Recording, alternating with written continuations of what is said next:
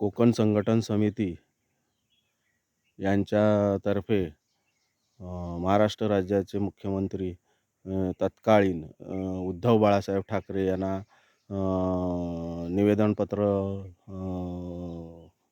कोकण रस्ता, गोवा रस्ता या दुरुस्तीकरिता सिमेंट काँक्रिटीकरणकरिता संपूर्ण रस्ता सिमेंट काँक्रिटीकरणकरता निवेदनपत्र देण्यात आलं होतं.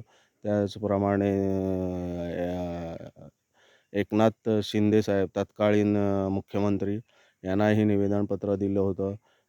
हा रस्ता सिमेंट काँक्रिटीकरण संपूर्ण रस्ता पूर्ण होण्यासाठी. त्याचप्रमाणे आत्ता देवेंद्र फडणवीस साहेब यांनाही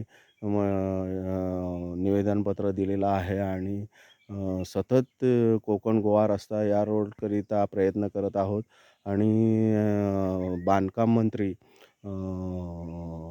कोकण विभाग यांनासुद्धा या रस्त्याबाबत निवेदनपत्र दिलेलं आहे. त्याचप्रमाणे आंबेत ते दापोली तालुका असंही निवेदनपत्र दिलेलं आहे. त्यानंतर मंडणगड ते दापोली एस टी डेपो असाही निवेदनपत्र देऊन आज हा रस्ता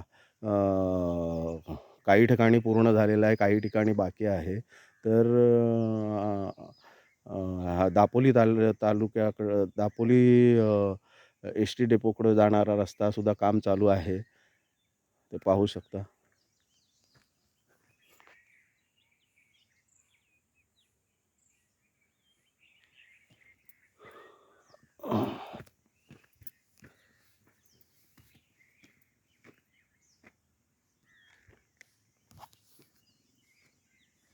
जिथे पाहिजे तिथे मोऱ्या बांधण्याचं काम चालू आहे आणि RCC पूल बांधण्याची कामं चालू आहेत आणि हा आपला रस्ता काही वर्षांनी पूर्ण होईल अशी श्री गणपतीचरणी प्रार्थना करूया. आणि सतत कोकण संघटन समिती मी कोकण संघटन समितीचा श्री सूर्यकांत गोविंद पागडे अध्यक्ष आहे आणि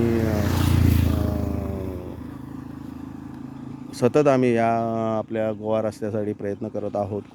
कोकण रस्ता आणि हा रस्ता कुठेतरी होत आहे आणि गणपती चरणी प्रार्थना करतो की हा रस्ता लवकरात लवकर पूर्ण व्हावा आणि आपल्या कोकणातील नागरिकांना या संकटातून वाचण्यासाठी हा संपूर्ण सिमेंट काँक्रिटीकरण व्हावा.